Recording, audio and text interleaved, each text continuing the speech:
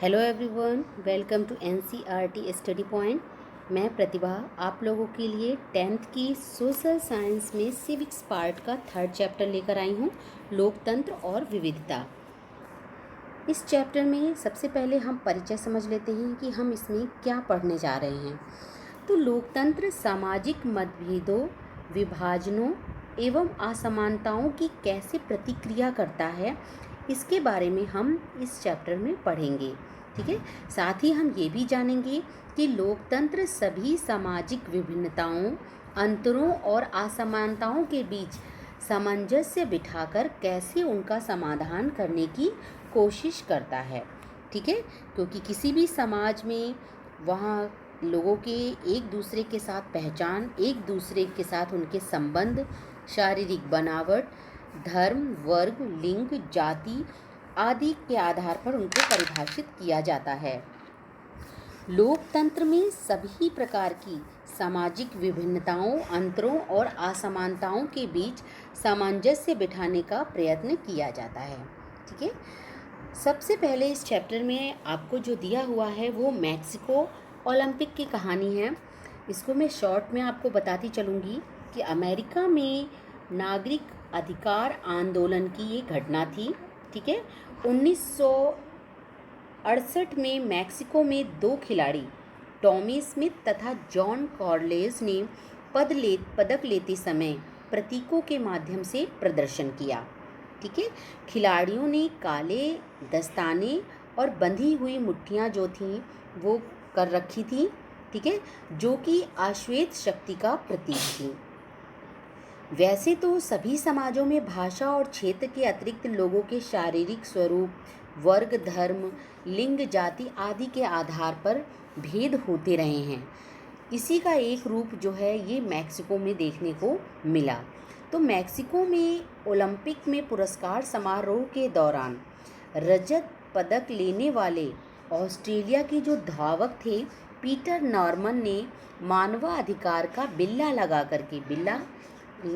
करके रंग भेद के विरुद्ध, ठीक है, रेशियल डिस्क्रिमिनेशन के विरुद्ध साथी खिलाड़ियों का समर्थन किया।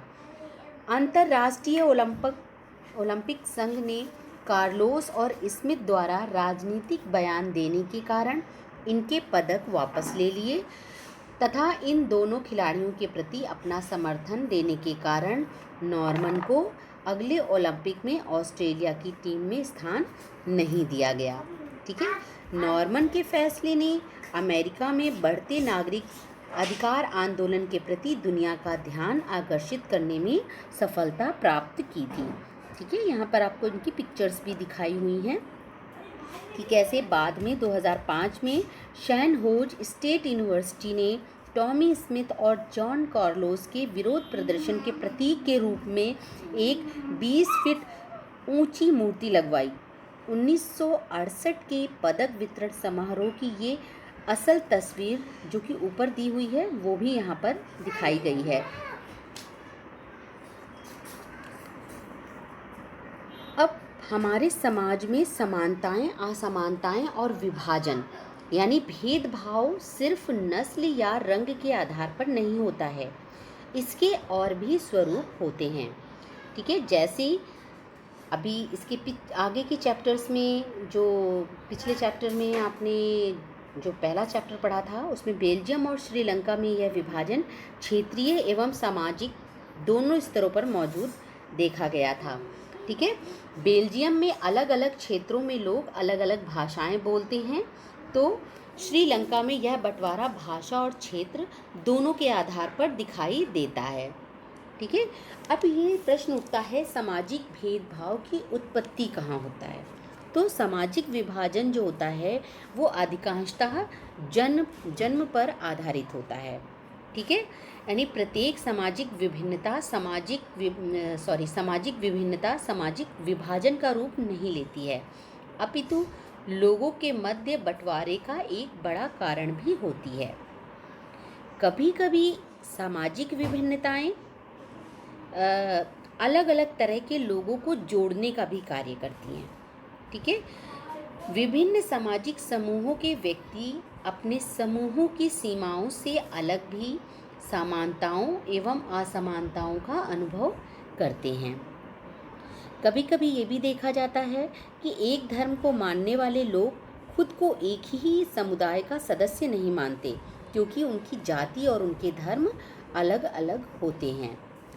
तो जो विभिन्नताओं में सामंजस्य और टकराव की स्थिति बनती है। ठीक है, और यह कब होता है? सामाजिक विभाजन तब होता है जब कुछ सामाजिक अंतर दूसरी अनेक विभिन्नताओं के ऊपर एवं बड़े हो जाते हैं। ठीक है, अमेरिका में श्वेत एवं अश्वेत का अंतर सामाजिक विभिन्नता का कारण बना।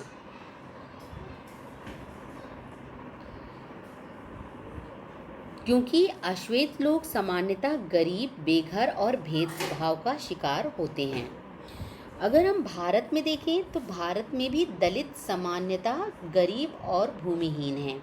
वे हमेशा भेदभाव और अन्याय का सामना करते हैं, जिससे सामाजिक विभाजन यानी सोशल डिवीज़न की स्थिति उत्पन्न होती है। समाज में एक सी सामाजिक असमानताएं समाज के कई समूहों में उपस्थित है।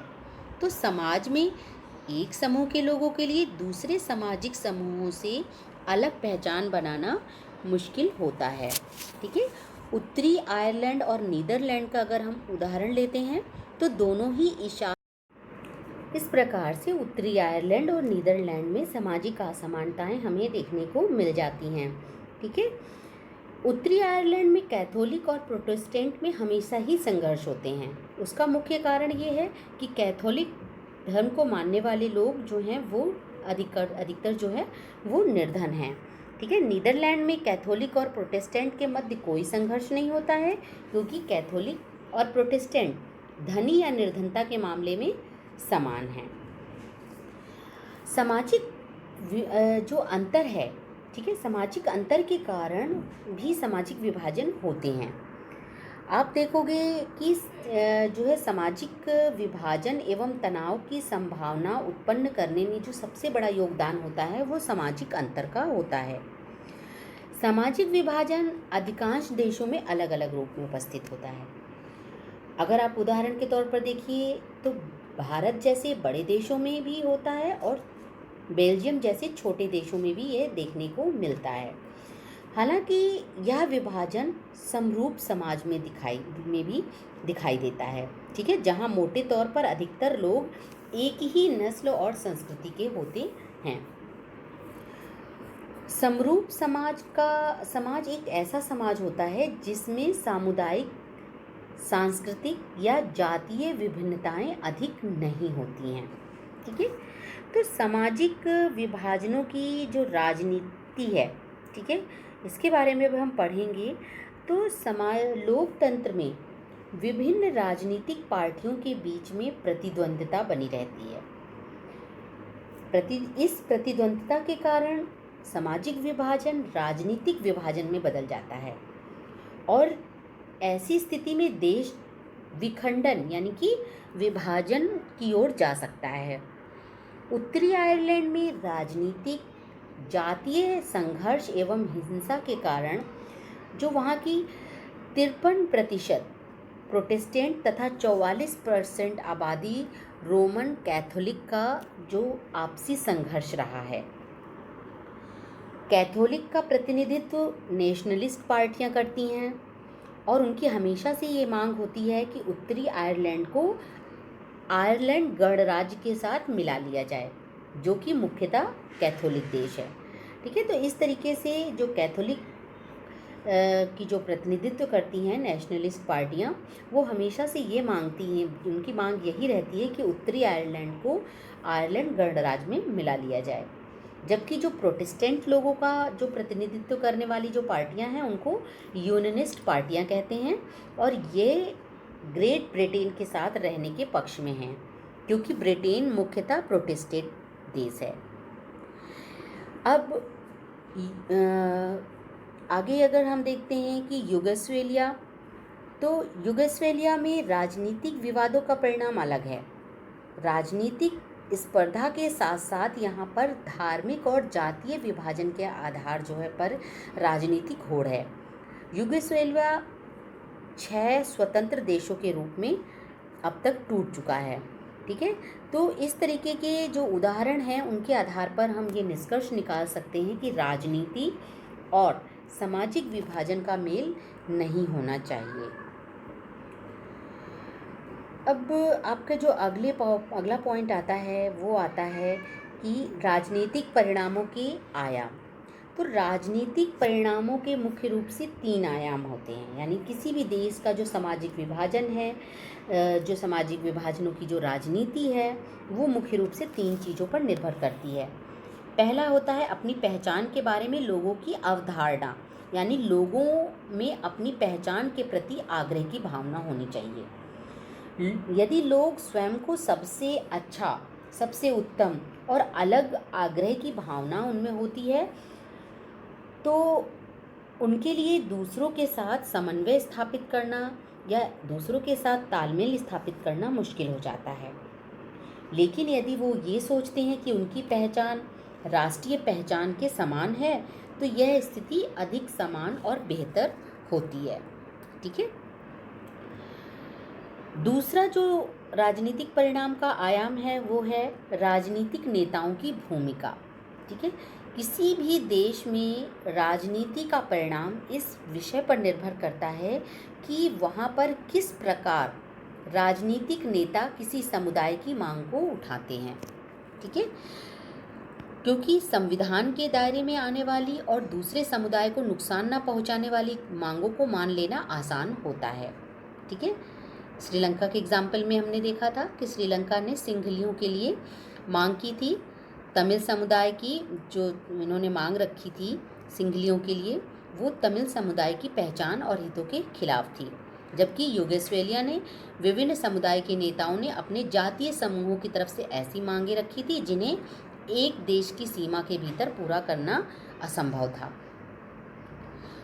अब राजनीतिक परिणामों का जो तीसरा आयाम है वो है सरकार का रुख या सरकार का व्यवहार, यानी सरकार उनके द्वारा यानी राजनीतिक नेताओं के द्वारा जो भी मांग उठाई जा रही है उसके ऊपर उसकी क्या प्रतिक्रिया होती है।